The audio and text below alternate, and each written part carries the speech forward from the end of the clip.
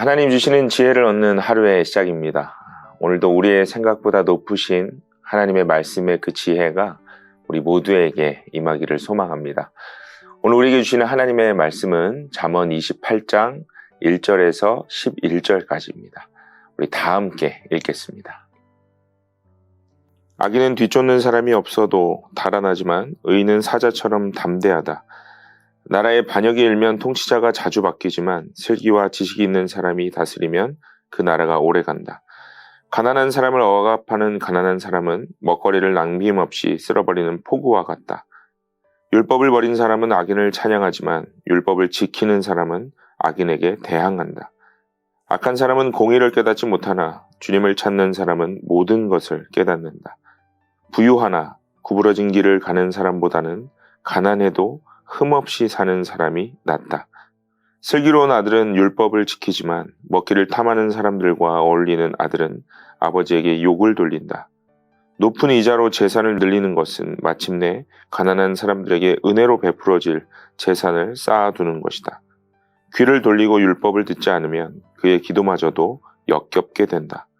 정직한 사람을 나쁜 길로 유인하는 사람은 자기가 판 함정에 빠지지만 흠없이 사는 사람은 복을 받는다. 부자가 자기 보기에는 지혜롭지만 가난하나 슬기로운 사람은 그 사람의 속을 꿰뚫어 본다. 오늘 본문은 이 악인과 의인의 삶을 대조시키면서 몇 가지 특징을 반복하여 말씀합니다. 오늘은 크게 세 가지 주제로 나눌 수 있겠는데요. 첫 번째, 가난한 사람을 대하는 태도. 두 번째로, 율법을 대하는 자세. 마지막으로, 공의와 정직을 지키려는 노력입니다. 먼저 가난한 사람을 대하는 이 악인과 의인의 태도를 살펴보겠습니다. 오늘 본문 3절과 6절 그리고 8절과 11절입니다. 3절은 이 조금 특이한 구절로 시작하죠. 가난한 사람이 자신과 같은 가난한 사람을 억압한다라고 기록했어요. 아시듯이 이 가난한 자는 성경에서 보호와 도움을 받아야 할 대상입니다. 그래서 성경은 이 가난한 자를 학대하는 부자에 대한 이야기를 등장시켜서 그것이 얼마나 악한 것인가를 강조했죠. 그런데 본문은요, 부자가 아닌 가난한 자들끼리 억압하고 또 수탈하는 그런 상황을 말하고 있어요. 한마디로 비극이죠. 왜 이런 일이 벌어질까요? 대부분의 사람들은 좀 더 나은 삶, 좀 더 여유 있는 삶을 살고 싶어 합니다. 그러다 보니 늘 우리의 시선이 성공한 사람들과 또 강한 사람들에게 맞추어져 있고, 그것을 이루기 위해서 수단과 방법을 가리지 않을 때도 많습니다. 오늘 본문 8절에 기록된 대로 가난한 사람들에게 돌아가야 할 그 긍휼의 손길마저도 자신의 재산을 늘리기 위한 수단으로 사용하는 그런 경우가 빈번하다는 거예요. 자신이 계획하고 또 꿈꾸고 있는 위치에 오르기 위해서는 자기 자신 이외에 어떤 다른 상황은 별로 중요하게 생각하지 않는 경우들이 현 세상에 참 많습니다. 한마디로 비극이죠. 오늘 잠언은요, 우리에게 이렇게 살지 말라고 가르치고 있습니다. 오늘 보면 6절을 보시면 부유하나 구부러진 길을 가는 사람들보다는 가난해도 흠없이 사는 삶이 낫다고 말씀합니다. 사실 이 말씀은요, 어떻게 보면 살아가는 데 필요한 아주 기본적인 상식입니다. 그러나 세상이, 그리고 우리 개인의 삶이 점점 이러한 상식과 멀어지고 있다는 거예요. 여러분, 지금 나 자신의 삶은 어떠한지 돌아봐야 할 시점입니다. 특별히 팬데믹을 지나 여러 가지 어려운 상황을 이어가고 있는 지금의 나의 삶이 어쩌면 나 자신을 더욱 정직하게 돌아볼 수 있는 기회일지도 모릅니다.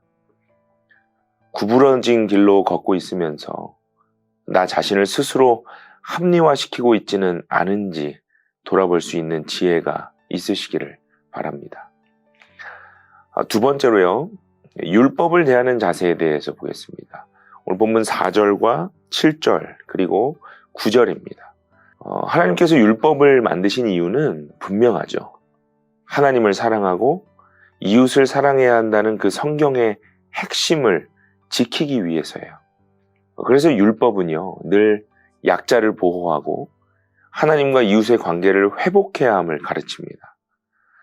그런데 오늘 4절을 보시면요, 율법을 버렸다고 표현했어요. 율법을 버렸다는 것은 방금 말씀드린 이 하나님 사랑과 또 이웃을 돌보는 일을 하지 않겠다는 것이기도 하죠. 오직 나 자신이 중심이 되는 거예요.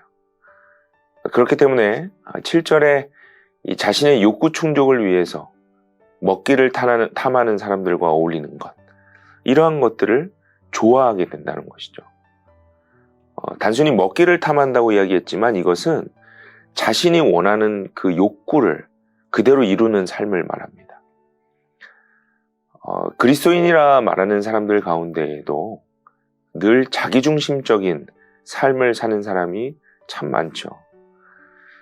결국 이렇게 하나님의 율법과 또 말씀의 핵심과 전혀 반대되는 그런 삶을 사는 사람들은 아버지에게 욕을 돌린다라고 기록해요. 이런 자녀를 둔 아버지는 사회에서 욕을 먹고 수치를 당한다는 것이죠. 지금의 기독교와 또 많은 기독교인들이 현 시대에 이 손가락질 받는 이유도 바로 이러한 이유가 아닐까요? 말씀대로 이웃을 돌보지 못하고 또 오히려 약자를 이용하는 것, 그것으로 자신의 이익을 추구하는 이 기독교인의 삶이 결국 우리 아버지 되신 하나님을 욕되게 하고 있다는 것을 우리가 인지하고 두려워해야 합니다. 9절을 보세요. 그렇게 귀를 돌리고 하나님의 말씀을 듣지 않는 기독교인이라면 그 기도마저도 역겹게 된다고 경고하고 계세요. 여러분, 하나님을 사랑하신다면 우리 이웃도 그분의 사랑으로 돌아볼 수 있는 삶을 살아가시기를 바랍니다. 이것이 성경에서 우리에게 가르치는 율법의 핵심입니다. 마지막입니다. 공의와 정직을 지키려는 마음에 대해서 좀 살펴보겠습니다. 오늘 말씀의 결론이 될 수 있을 것 같은데요. 5절과 10절 말씀이에요. 지금까지 악한 사람의 특징을 살펴보았죠. 약자를 돌아보지 못하고 또 하나님의 말씀에 귀 기울이지 않는 삶, 그것을 오늘 본문은 악인이다 라고 규정했어요. 그렇다면 우리 삶의 이러한 부분을 돌이키기 위해서 해야 할 것은 무엇일까요? 5절입니다. 가장 먼저 주님을 찾는 삶이 되어야 한다라고 말씀해요. 어떠한 사소한 일을 계획하더라도 나 중심이 아니라 가장 먼저 하나님께 묻고 또 기다리는 습관이 우리 삶에 있어야 한다고 말씀하는 것이죠. 주님, 이 일을 통해 하나님이 받으실 영광은 무엇입니까? 주님, 내가 하려는 이 일들을 통해서 관계된 사람들이 얻을 수 있는 유익은 무엇이겠습니까? 이렇게 먼저 주님께 기도할 수 있는 자세가 중요하다고 말씀하는 거예요. 그때 모든 것을 깨달을 수 있게 된다라고 약속하십니다. 두 번째로요, 흠없이 살도록 노력하라고 말씀하셨어요. 우리 자신의 힘으로는 불가능하겠죠.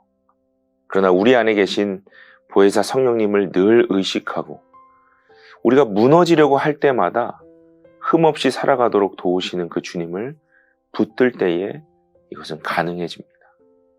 그 노력과 애씀이 결국 영적 훈련이 되어서 우리가 약해질 때마다 우리를 붙드시는 성령님의 도우심을 경험하게 될 것입니다. 오늘 말씀을 다시 한번 함께 묵상하는 가운데에 우리 삶에 소리 없이 무너져가고 있는 부분이 없는지 그것을 점검하실 수 있기를 바랍니다. 나 중심적인 삶에서 하나님 중심의 삶으로 전환될 수 있는 은혜가 오늘 이 하루도 저와 여러분에게 이루어질 수 있기를 간절히 축복합니다. 함께 기도하겠습니다. 하나님, 오늘 말씀을 통해 우리 안에 혹시 무너져가고 있는 부분이 있지는 않은지 돌아볼 수 있게 하심에 감사합니다. 주님 주신 율법을 하나님 사랑과 이웃 사랑으로 잘 묵상하고 있는지 돌아보게 하시고, 또 우리가 하나님 원하시는 삶으로 지혜롭게 살아가는 것이 어떠한 것인지를 점검할 수 있게 하여 주옵소서. 특별히 한 해를 마감하는 이 12월에 이 1년 동안 우리에게 허락하신 은혜를 기억하게 하시고, 또 내가 하나님과 또 내 이웃들에게 보여줘야 할 그리스도인다운 삶의 모습이 무엇인지를 돌아볼 수 있는 영적인 여유가 있게 하여 주옵소서. 오늘도 많은 관계들을 또 유지해야 하고 만나야 할 것입니다. 성령님 도와주셔서 우리가 하나님 마음에 합한 자로 살아갈 수 있는 이 하루가 되게 하여 주옵소서. 예수님의 이름으로 기도드립니다. 아멘.